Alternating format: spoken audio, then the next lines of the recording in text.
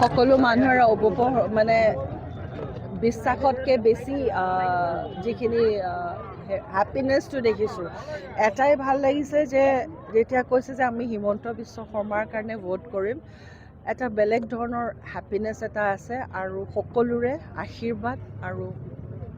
আজি এনেকুৱা সময়টো মই ধৰা ইলেকশ্যনৰ মিটিঙত বহুত সময়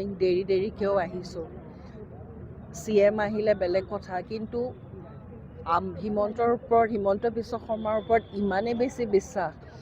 যে তাহাঁতি জাষ্ট তেখেতসকলে শুনি আছে যে আহি এবাৰ লগ পায়